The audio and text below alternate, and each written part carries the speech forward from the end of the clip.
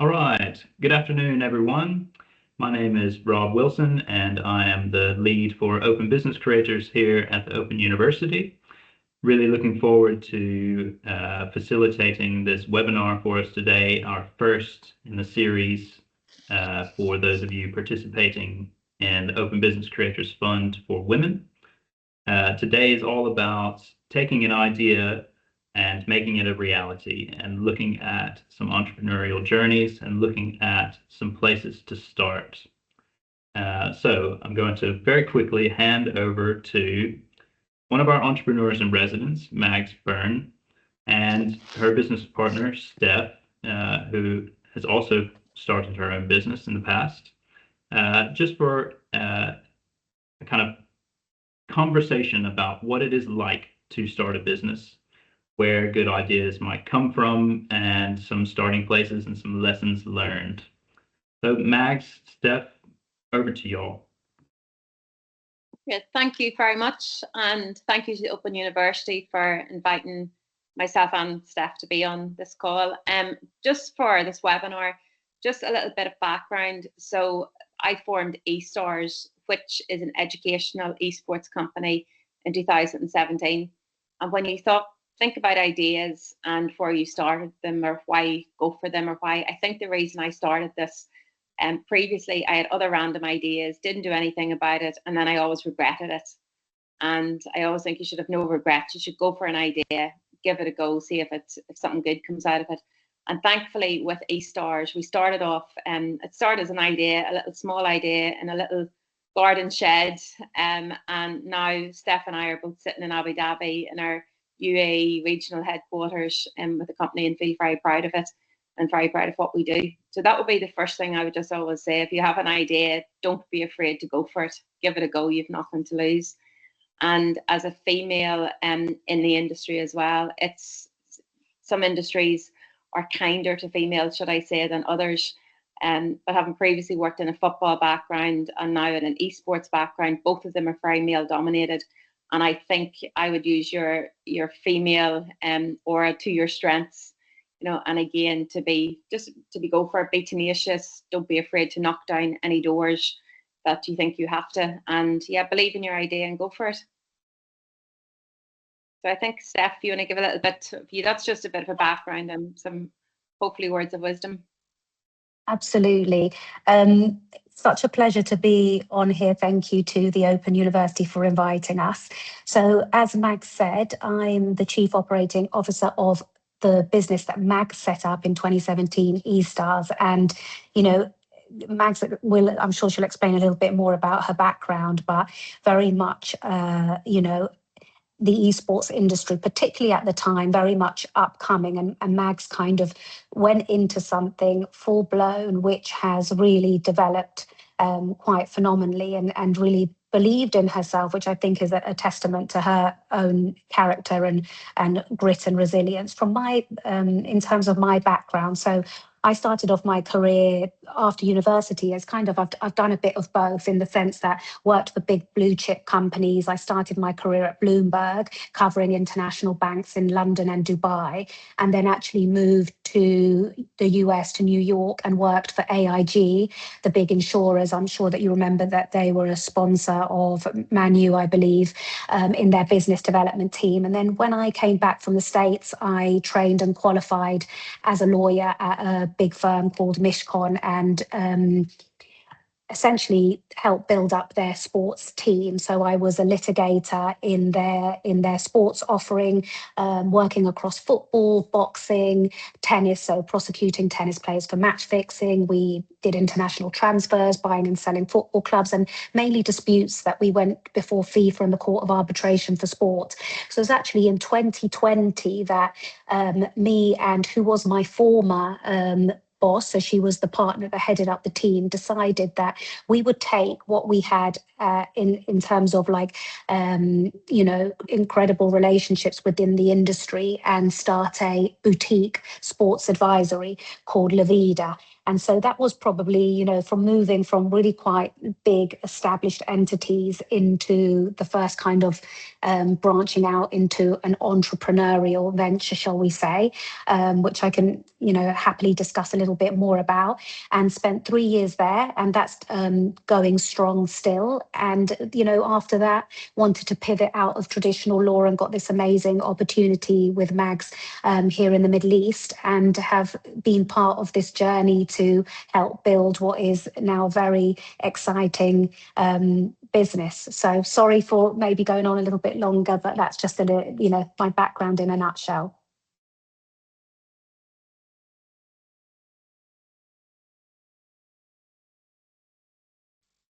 Thanks, both. Mags, I wonder if you might talk a bit about that journey of, talking about starting your idea in the garden shed, and what was next after that. I think for me, my background is law as well. So when I had the idea, the first thing I did was try to register my trademarks. I love the name eStars. So just from a really practical point, if I want this idea and I want the idea to work, to make sure it's protected from the very start. So that was the first thing that I did to register the trademarks, and then started to reach out, use my connections, and how do I make this idea into more of a reality. And initially with eStars, we did live esports events. I seen a gap in the market, but I wasn't quite sure what the right route to take was. So we started off by doing live events, and that was really successful until COVID hit. And at the time, again, I felt completely flat, like so many other business owners did. Whenever COVID hit, you couldn't do anything. And that's another bit of advice I would give to anyone in the industry, in any industry. Don't be afraid to change the course of your direction, because we had to. And whenever COVID hit, I had to think, we can't do live events anymore. What do we do? And that's whenever we turned into an educational esports company, take our knowledge, take our know-how, and be able to share that globally. So yeah, really from the practical point to your question was, at the very beginning, have the idea, back yourself, again, do everything practically that you can, secure funding, whatever funding you might need to get it to the next stage as well. And then as your journey progresses, if it has to take a shift in direction, take it. I think the main thing is to make sure you keep your dream, you keep your vision, you keep your brand alive. And if you have to change course, then change course. Nice. And then Steph, similarly for you, so you have this career in sports law, picking up a lot of different skills for different companies, different law firms. What was it that you really wanted from working for yourself or starting up something for yourself? So I would say that working in a very traditional private practice environment, honestly, one of the biggest aspects is the way that law firms bill clients, which is generally on an hourly basis, and you are recording every 6 minutes. So you record in 6-minute units. So it's very regimented. And to be honest with you, I think it's a very old school way of billing, because what you're doing is it's time based. So if it takes you longer, the client gets, is charged more, when really it should be a knowledge based, value add way of billing, especially in the sports industry where it's so relationship driven. It's not like you've got an American Express or a Visa and you just put the clock on and they're spending, not that that's justifiable, but very different. Here you've got, individual sports people or sports entities where it's very relationship driven, and you want to be able to say, look, for this piece of work, it's going to cost you this unless this or this happens, but it gives them a certain degree of, certainty. And I've just really believed that we could create something that was very bespoke and very client centric. And that was my motivation. I didn't want to work in a conventional private practice, rigid environment with a very set way of billing clients. I had a different vision as to what we could offer, that it was almost like an advisory service. In Italian, we say like a consigliere, like the advisor, that kind of, you're a personal advisor and a professional advisor, because that's what sports like. It's very much, you're dealing with private client issues as well as, commercial or broader issues. So that was the biggest thing.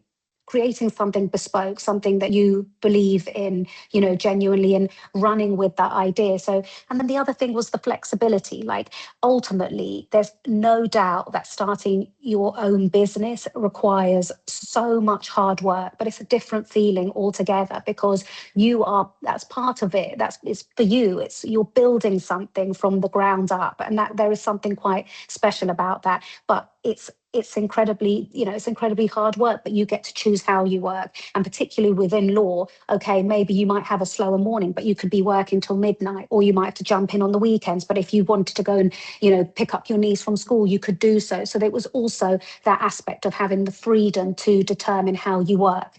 Doesn't mean you're working any less. You're probably working a lot more, but it's on your own terms. And there's something quite refreshing about that. And that, I mean, that's what's desirable for a lot of people who want to work for themselves or start their own business. All right, did y'all have any other kind of advice or things that you wanted to discuss before we open up to questions? I think I would just say, if you have an idea, just don't be afraid to go for it.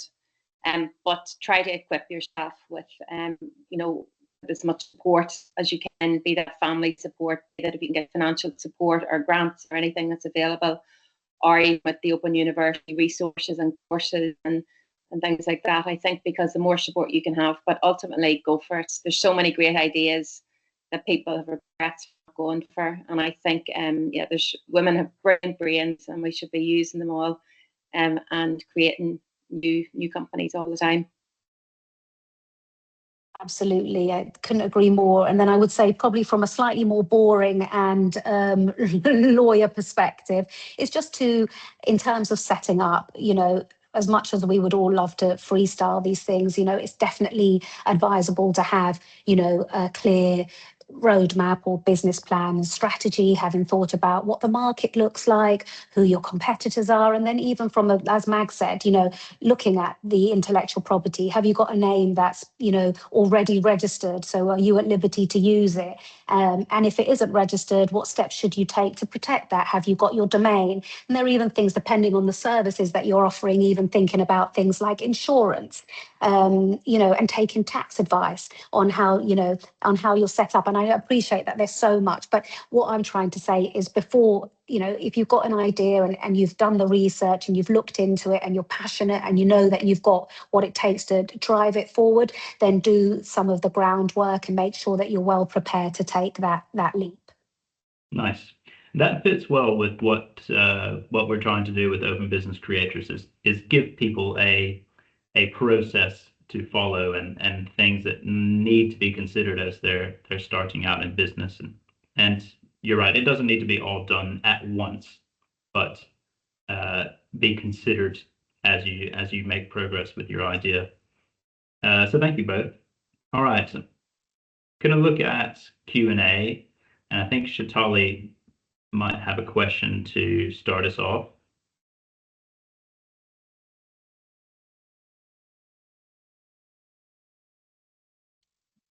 Hi, Rob. I think there's a question which I'm happy to go before mine. From Yasmin, thanks for sending a question through. How do you know where to go first for investment/funding? That's a good question. It probably depends on your industry as well. And I think there's certain places, for example, the Department of International, you look at International, Department of International Trade, or there are certain government entities within your sector that would be worth looking at. But certainly for likes of East Irish, whenever we wanted to bring the idea abroad or bring it overseas with research, people like the Department of International Trade were very useful. But it just depends on the sector. Thanks, Mags.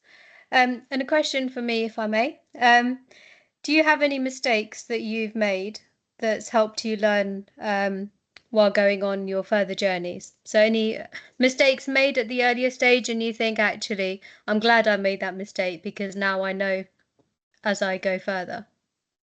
I think I've made loads of mistakes, being honest. I think, and I probably will continue to make loads of mistakes. But I think you have to, every mistake is a learning. And I mean, I think, if especially if you have an idea you want to bring abroad, you have to understand the culture. You have to understand. That's one thing I really learned about certainly going abroad and bringing an idea abroad, and also how to communicate with people and how to understand your audience. No matter what ultimately you're going to be selling a product or some product or service. So understanding. No, I think every day, there's always something you think I could have done better, could have done, but as long as you continue to learn from it.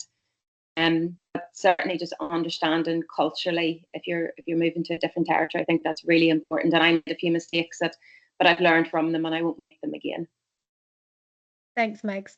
And likewise with yourself, Steph?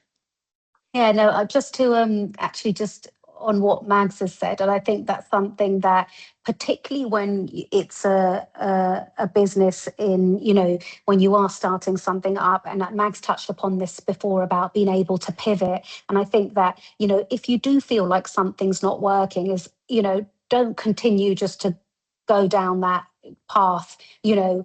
I think you have to take a commercial view of when it's time to, okay, where is our time best spent, because you're going to have limited resources, or maybe not, but you may have limited resources to begin with, so you want to make sure that you have that capacity to pivot. And I think that's probably a mistake that some people make, and that they might maybe are too stubborn or proud to say, right, no, this sales strategy is not working, or perhaps we have to amend this particular product because it would make it more versatile, or more, make it appeal to a broader audience. One thing I would say in respect of Lavida is, I don't know if you would deem this as a mistake, but when you're putting yourself out there, is to be very clear on what services you offer. So sometimes I think, to begin with, you might want to have something very high level, and, because you want to be all encompassing and make sure that people can come to you for anything. But the reality is that when people look you up, they don't want to, they want to find something quite definitive in terms of what you do,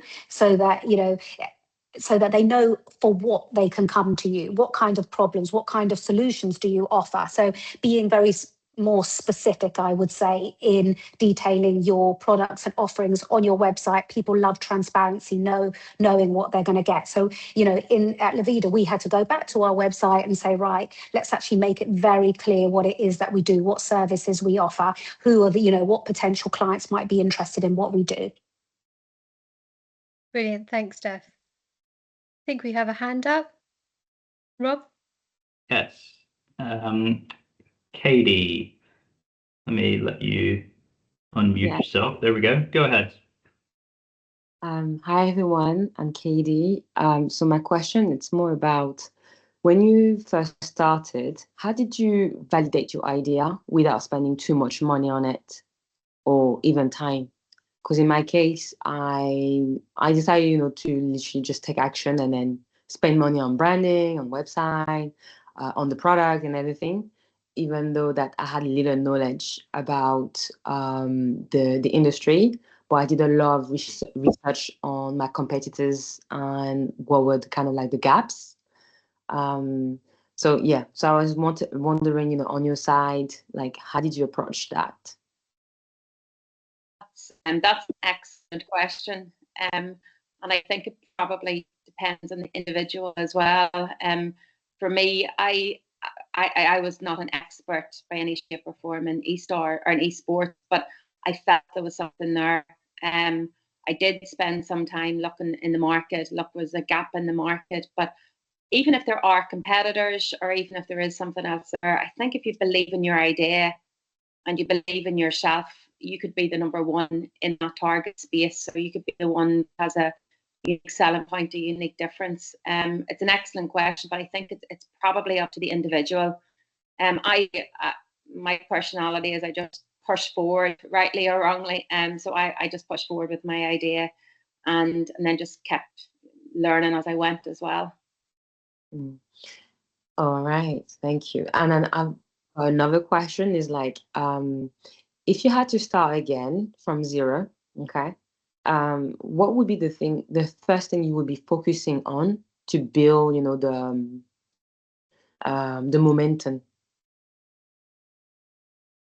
Well, good question. Another great question. Probably because I had to change the direction the company took. I would go straight to have educational esports rather than do all the live events at the start, and I would have been able to spend funding a bit differently. Although the caveat to that is because I did all the work at the start, that's where we gained our know-how, our experience, and things like that. But I probably would have used funding and investment slightly different. So I think it's really important to think what way you spend any investment or funding that you receive.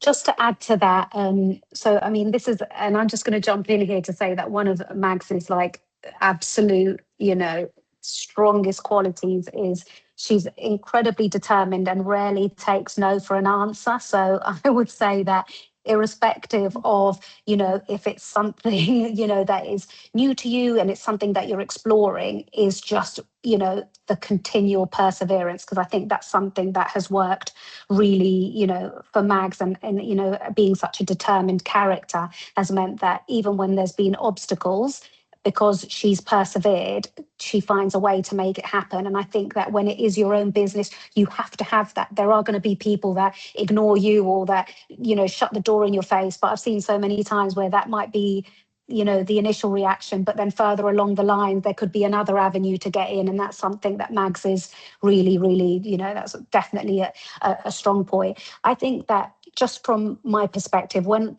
moving, for example, I've got to say that my journey when it was Levida was a lot maybe more straightforward because it was already an industry I was very familiar with. So, I'm moving from private practice essentially as a lawyer into a boutique offering, which is, very much same in terms of the clients and a lot of the services you offer, but just in a different, much more fluid or flexible environment. So, obviously you're never always going to, especially if you're going into a new market. You said that you did a lot of research, you researched the competitors, you looked for a gap in the market. So I think if it is going into an industry that you know little about, that's absolutely fundamental, is to do the groundwork and speak to people in the industry, get to know what the market's like. I think, the key word there is preparation. Thank you Nice. very much. Two really good questions, Katie. Thank you. I'm going to go to one in the chat from Maureen, and then we'll finish with Joanna's question. So Maureen has asked, what do you believe is the most overlooked barrier for women starting out in entrepreneurship today? Ooh, that's a tough one. Probably confidence.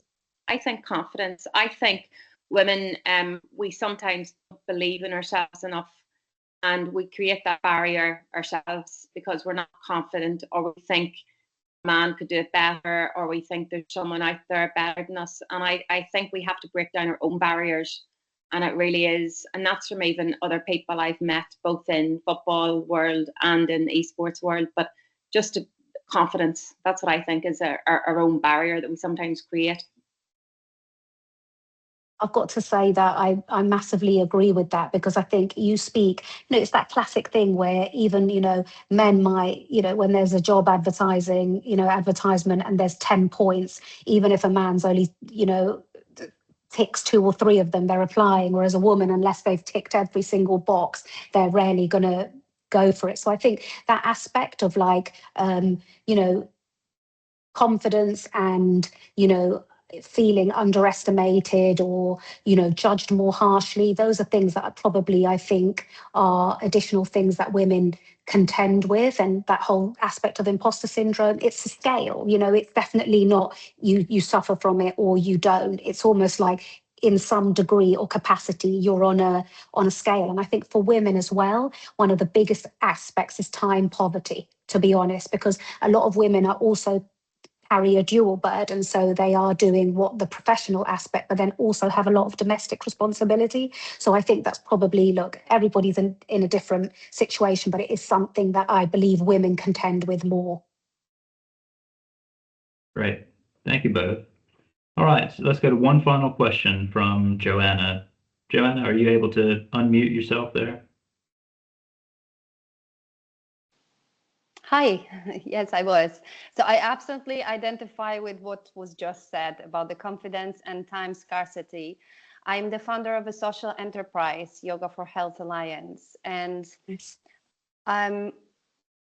my idea, which I've been developing over the last 2 years, is around bringing funded, free or donation-based courses and events to educate people and allow them to practice yoga as a way of looking after their mental health.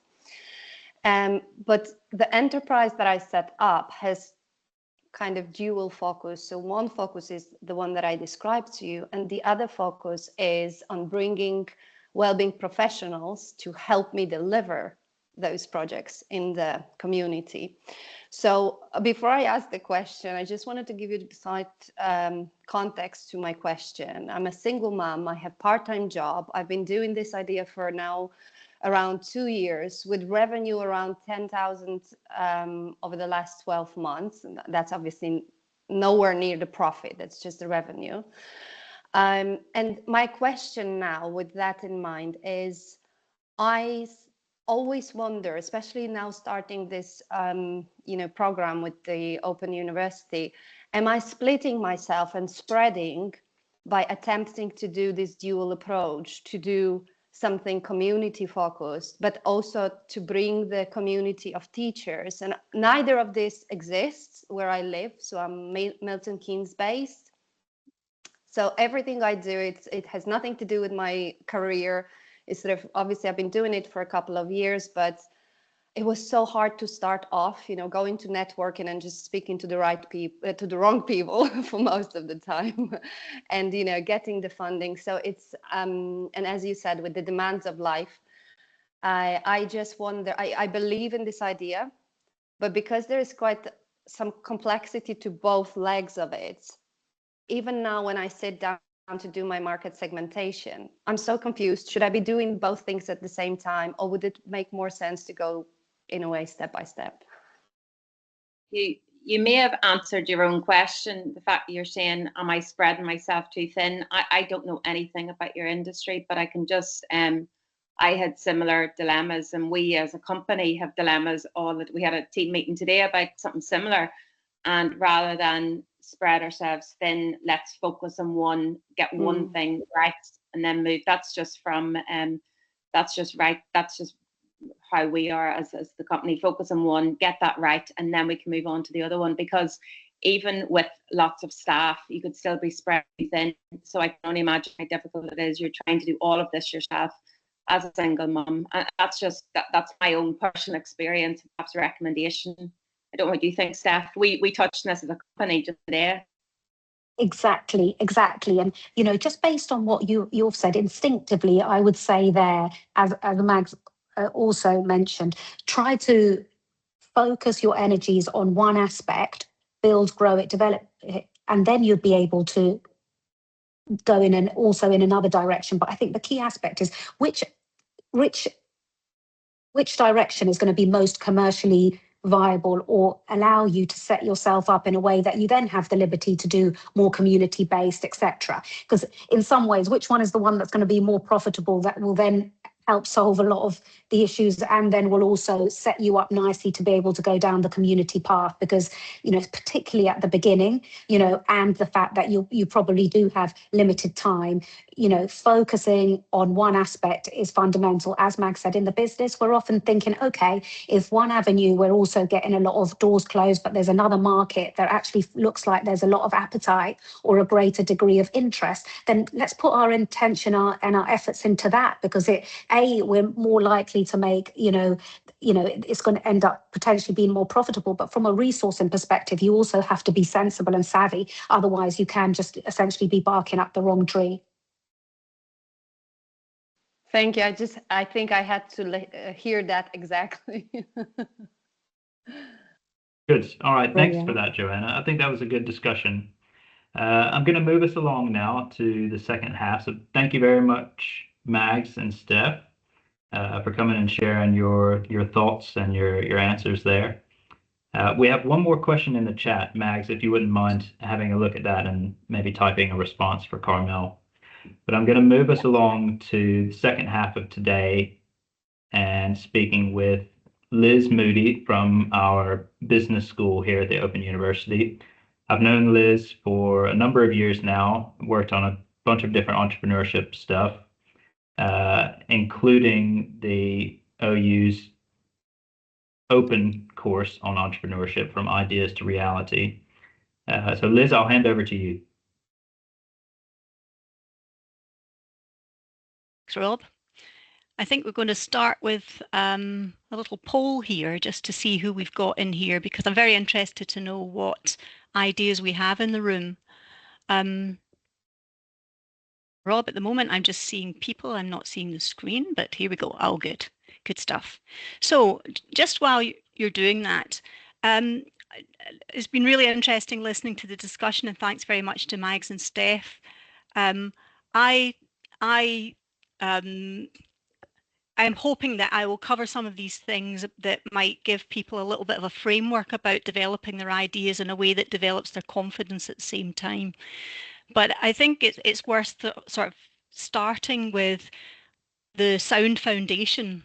I mean, you had Mags and Steph had their idea, and you probably have lots of ideas through the course of your life, and not all of them come to fruition, as Mags says. And some of them you think, oh, that was a great idea, but you didn't do anything about it. So I would encourage you to keep notes of those things, because even if you don't develop that idea, it might stimulate a thought later on. I'm still thinking back to things I thought about doing 15 years ago and wish I had. And there's nothing worse when you get to my stage in life and having regrets of things you didn't do. So I'm all for the go for it. But let's see if we can find some ways to boost your confidence and de-risk some of this for you as we go along. So this is interesting. We're seeing here.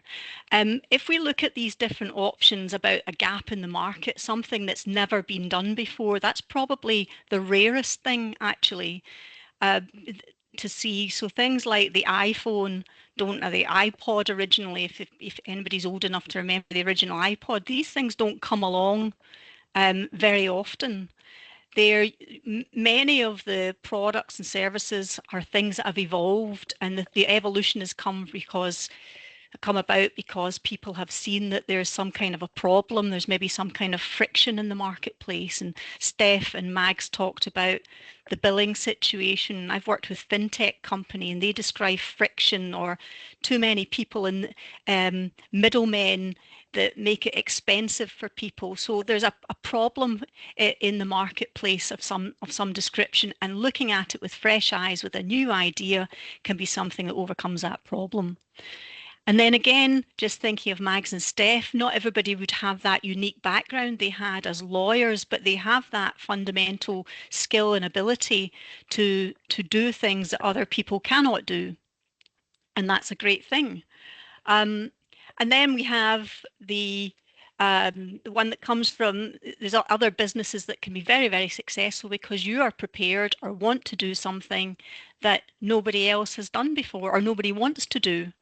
So that's another possibility, and that's quite a firm fundamental.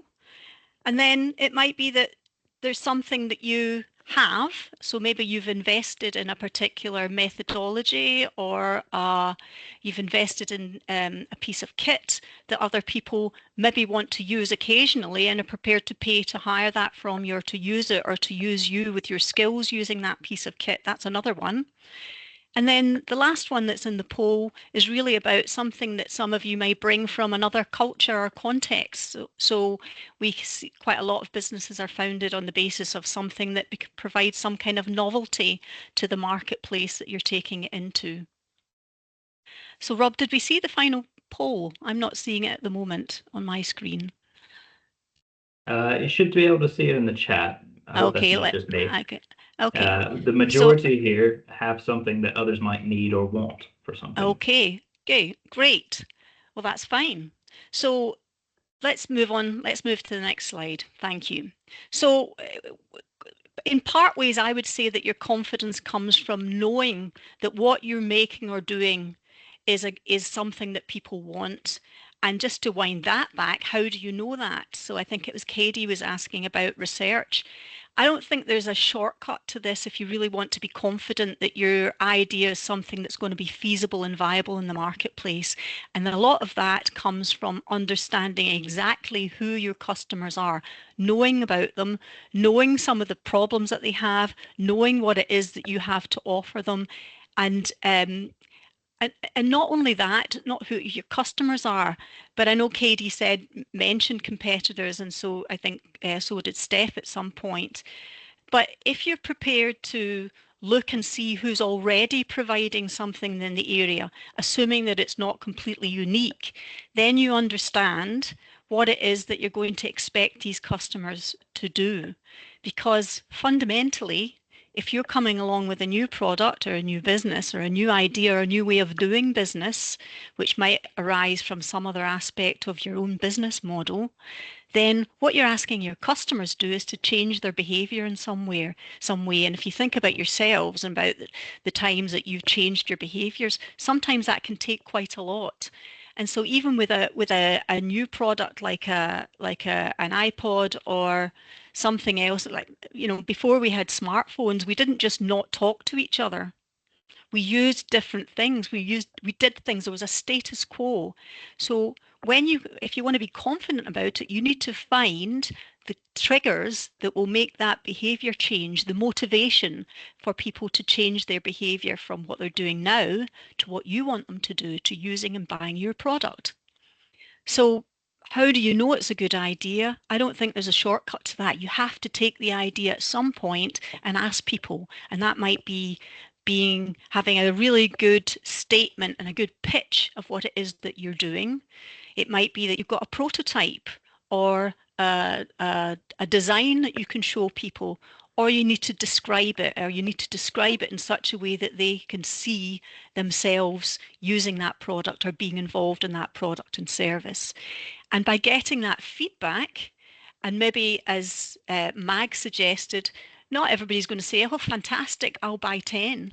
They're not going to immediately take that on board, but you will get feedback that maybe allow you to adapt and adjust and evolve your product and your service as you go along. Or you might be able to refine your target market and know where you're going to focus it. So knowing these questions of what, who, how, where, and when, and why, these are really the framework for building confidence in what it is that you're doing. Understanding where your customers are, and again, understanding their current buying behavior, I would say that would give you confidence to really go for your idea there, because people it may be that you're able to introduce a new delivery system. It may be that you may be able to introduce new payment terms or something, or a new pricing structure. And these might be the things that differentiate your business idea. But you have to understand what people are doing now, what the people you want, your customers are doing now, who they're buying from, how often they buy, what do they spend on what they're doing, so that you can pitch your product and service and your business accordingly. And I've got the little asterisk at the bottom here. Is the buyer the same as the user? So again, I was thinking about Joanne, I think it was talking about yoga for health. And I was thinking that sometimes we concentrate very much on the end user as the customer, and that's not necessarily the person that's buying. Because if you're providing a social enterprise, it might be that you're actually you need to sell your idea to a local authority or a health partnership or some other person in that community to download funding or grants. Yep. And so concentrating on understanding who the actual customer is means that maybe you have a slightly different value proposition for that buyer as for the end person. Now, of course, the end users, they need to be persuaded of the benefit to them, as well as the benefit to the end user. So the crucial thing, just before we move on then, is to say, why do they use this product or that product? Why do they buy that? Why do they buy from them? Understanding the why will unlock a lot of other things for you. So if we move on, Rob. So this is something that we talk a lot about in sales and marketing, this distinction between a feature and a benefit. And the old adage is that people don't buy features. They buy the benefits. They buy the thing that they perceive to be of value to them. So features are things like color. If I have a pen here, this is a plastic pen. That's a feature. It's got a blue top. It writes in blue ink. It's got a fine nib. It's got a lid on it. So that's the features of it. So what? It's cheap. Yeah, as everything is that I get free from the Open University these days. But in terms of the benefit, what's the benefit of having a lid? Well, you don't get ink all over your bag. You don't get ink in your pocket. What's the benefit of it being plastic? It means that it's, well, there aren't many benefits. Maybe it's recycled plastic. That would be a benefit, that I'm not doing the planet any harm, etc., etc. But some of the features, if you're very clear about the benefits, that will help you articulate that to your customers or your buyers. And so having a clear, concise idea of that will help you. So for some of you, the products and services that you're providing, it might be that you're providing something, a difference in quality. It might be that it's fashionable or very stylish and classic. It might be that it provides novelty, so takes people out of their boredom. It might be that it provides them with status or helps build their reputation or the reputation of them for their customers. All of these things are benefits that you can sell for your products there.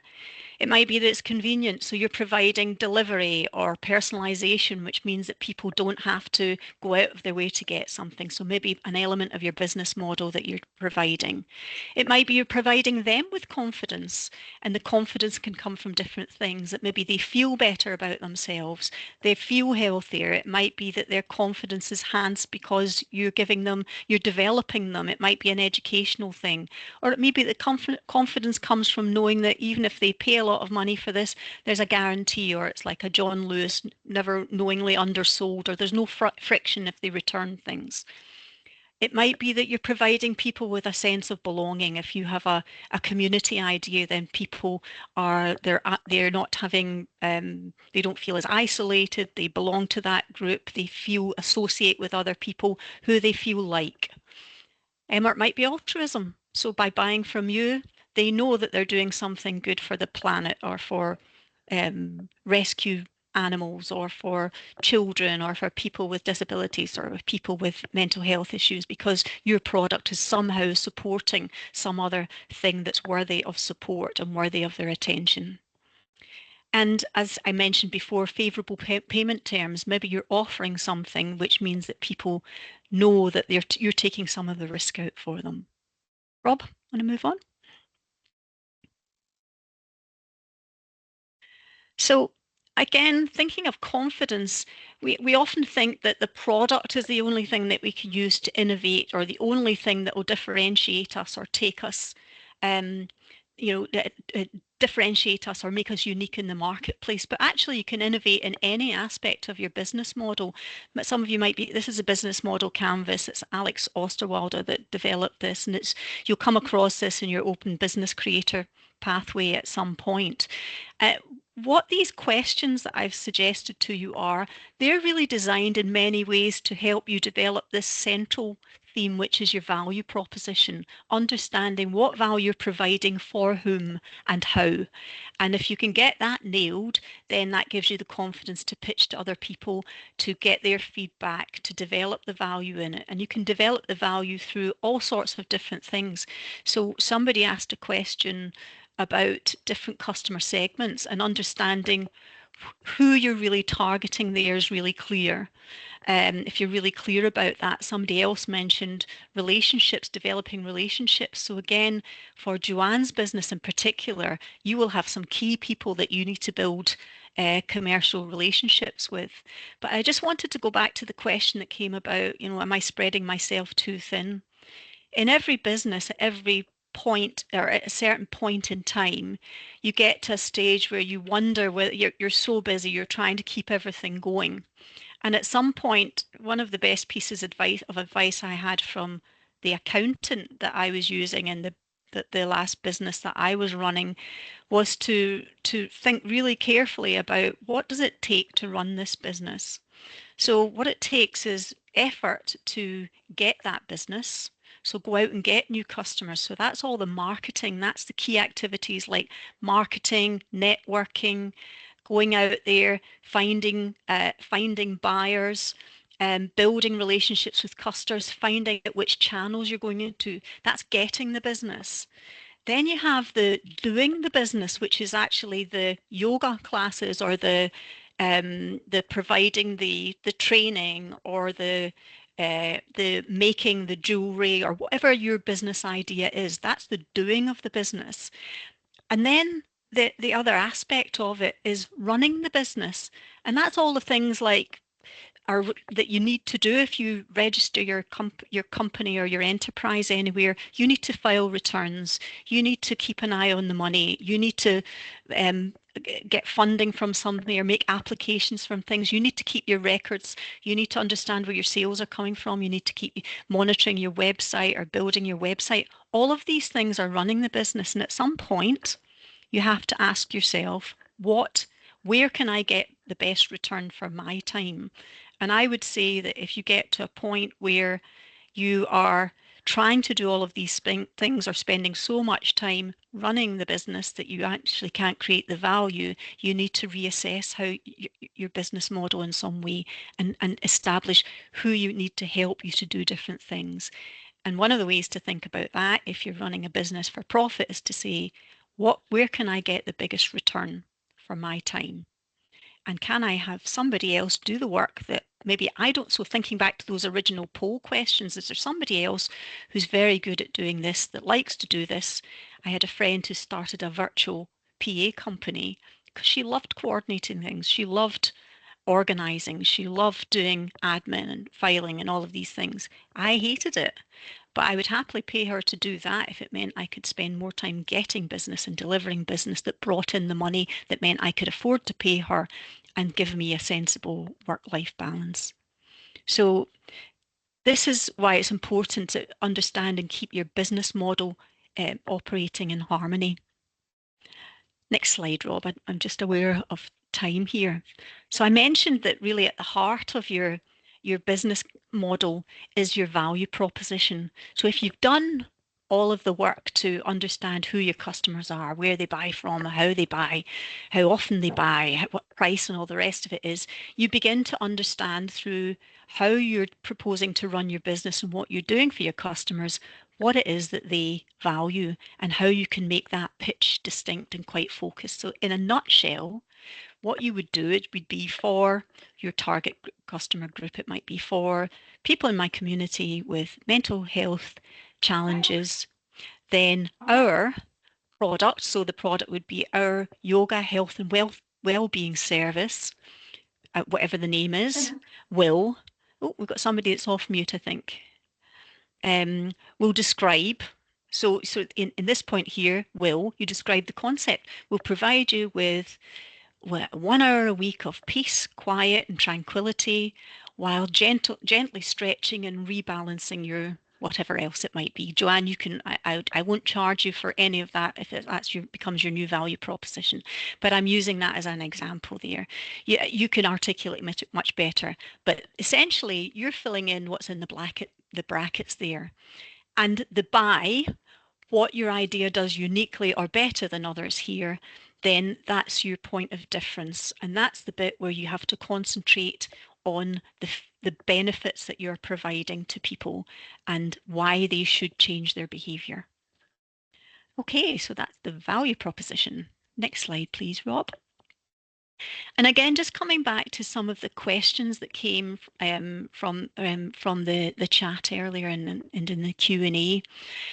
Thinking of this, if you remember, the brief that I had was not to tell you how I went about running my business, because I had one business that I was running that I was able to sell to somebody else or sell on to somebody else, and then other businesses that I started in the margins of my time and they didn't go far enough. And part of that was probably maybe not being quite as go ahead, or being at a different stage in my life where I didn't feel I could take the risks that were involved to stop working and start a new business.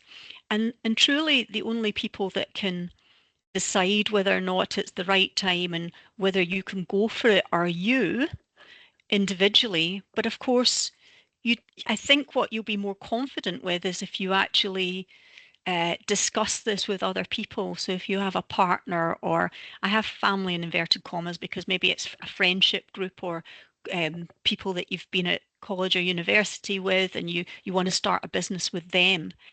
So I would say that to build your confidence and to try and de-risk, so think about the personal risk to you or the financial risk to you or the commercial risk about extending yourself and losing that sort of work-life balance for doing all of these different things that you're trying to do. The important thing is to set yourself some goals and to think of those in terms of maybe these different layers here. So first of all, what would be what is the goal you have for yourself? Why is this important to you? And what is it what would be your sort of the interim, how would you achieve those goals? How would you measure that success for yourself? How would you feel? How can you see yourself living at that time? What are the things that you must cover or you must do for yourself? And if you can think of those through and you can think of ways, how am I going to do that? Thinking that through, I think, helps you to maintain your momentum and your enthusiasm for it. And then your family or the people that are around you, the people closest to you, what's your bottom line for them? What is it you're wanting to do this for? And so again, a few people have said, and this is very often the case for women I've spoken to, I'm a single mother. I have to balance all of these things, but I want to do this for my family. I want to do it for myself, but I want to do this for my family as well. So what is it you want? What is it you need for them? Set that as a goal and be really clear about what success would be for there. And that will maintain you through lots of knockbacks and other things. Then what is it you want for this business? What can you see ahead of you? What would be success? Would it be still being in business in 5 years' time, or would it be expanding it to Abu Dhabi? Or what does success look like there? Or it might be what's happening in the community around you. It depends on the business that you're involved with, but you'll have a community that you can define. And maybe your bottom line for that is, I can see this business, I want this business to grow, I want to employ local people, or I want to engage local people, or I want to provide something that's just missing in this community, which might be a sense of belonging or engagement or something. And then finally, but probably the most important thing to us all, what about the environment? What's your bottom line for that? What is it that you're prepared to do in terms of sustainability and ensuring that we're leaving this planet in a better state than when we came into it? At the moment, what are you prepared to do? How are you going to address these things? Because I guarantee you that increasingly your customers will be wondering that too. So I don't have any more slides to present, but I'd be very happy if we want to have any conversation or any chat or questions, Rob. Great. Thank you. Thank you very much, Liz. I think you've given people a lot of things to think about as they're getting started and some good starting points. Anybody feel free to put questions in the chat or the Q&A or raise your hand and say one out loud. Up to you. There was one question in the chat from Carmel. Hello, Carmel. I think Carmel is a neighbour of mine as well, from home originally. Carmel, in terms of partnering with someone, if you're feeling overwhelmed, I would recommend it. But I also have the caveat, just make sure they're the right partner with the right visions, and what level do you want to partner with them as well. I think it's just really just to be mindful of all of that, which I'm sure you are. I would agree with that, Mags, and can I just put a little additional caveat warning in there? If it's your idea and you've started it and you've put a lot into it already, just be wary that your partner isn't coming in and thinking that you will still do all the running and the doing and the getting, and they will just be delivering something and getting paid for it. They're not. So they're either an employee or they're genuinely a partner, and you need to really share that responsibility. Would you agree with that, Mags? Because otherwise you could be taking on an expensive partnership. And if it's a friend, again, that's the bottom line for you. What are you prepared to do? Because I have fallen out with partners in the past, not because for business reasons. We wanted different things. We were prepared to put more or less into it. So you have to be on the same page in terms of the risks that you want to take, the financials, and you have to be really upfront with people and have that discussion with them. And that if that's going to be too difficult for you, maybe it's not a good reason. It's a good reason not to partner with that person. I totally agree.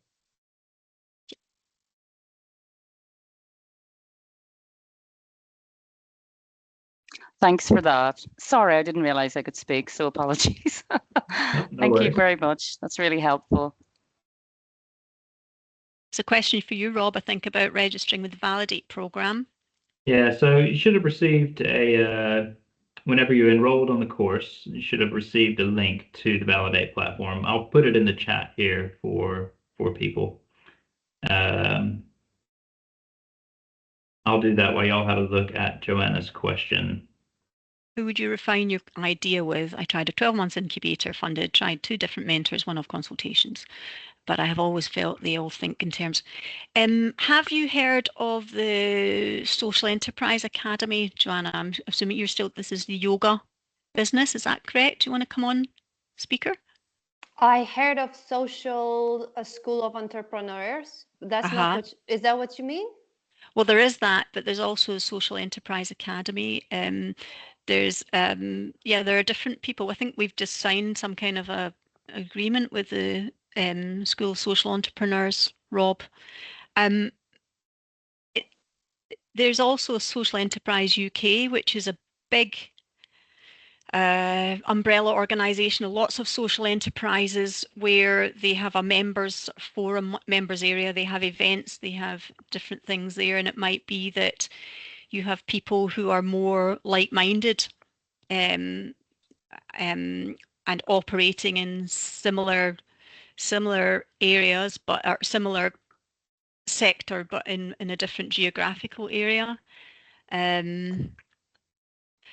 It's disappointing though if people can't translate what you are doing. It's a bit disappointing, but other than those ideas, I don't know if Mags and Steph have a different view on that. It's about finding your own tribe, I think, people that think in the same way as you. Yeah, it's quite a difficult one, but it is about finding, you know, depends who you're dealing with in terms of are they going to think about profitability, are they going to think about bottom line, or are they going to think, like you want to put your purpose first and your mission. Ideally, you want a mix of both, because you could have a great idea, but ultimately you have to have a good sustainable business for yourself, for your family as well. So I think it's a tough one. Yeah, I mean, it might be, I mean, I think sometimes it's the language is, I mean, we should be really talking about for your business, if you're talking about surplus allows you to cover your costs and pay a salary to yourself. It needs to be living for you, a living wage for you, at least. Otherwise, you know, you begin to have pressure about why you're doing it. So, I think these might be places that you can think about. There might be the local enterprise partnerships. I don't think are still in existence, but there's maybe other local business things. But I don't have a specific answer for you, Joanne. I guess it would depend on the type of help that you're looking for, support you're looking for. But I think Social Enterprise UK is quite a good organisation, good umbrella organisation for people looking at social enterprises. Thank you. I'll check that out. And I'm also awaiting the outcome of the application for the School of Social Entrepreneurs, because they're also running another course now. And I think, you know, when I had the consultations with mentors, in all honesty, it was about a year ago when my ideas were still far, you know, more dispersed than they are now. So perhaps it's worth having this conversation now with slightly better understanding of what's realistic moving forward. Yeah, and be very, very clear and focused on your bottom lines. That's what I would say. Be very clear about what it is that you want to do for yourself, for your family, for the community, and make that as clear as you can, so that the advice that you're getting is specific to that and allows you to assess your different options. Nice. Thank you, Liz. Thank you, Mags. Thank you, Steph. I just want to close with one final thing. I've put a link to Validate for everyone in the chat there. That will get you started on the platform if you haven't already. But then Sharn has put one last comment in the chat here saying, I'm nervous to send out my Validate link. This is the way that you apply for the funding. I would say from my perspective, having done this for a long time at the OU, using the Validate tool is a great learning experience. And then submitting it to apply for funding, even if you don't receive the funding, you'll still get some feedback on your idea and some direction and where you may take things next.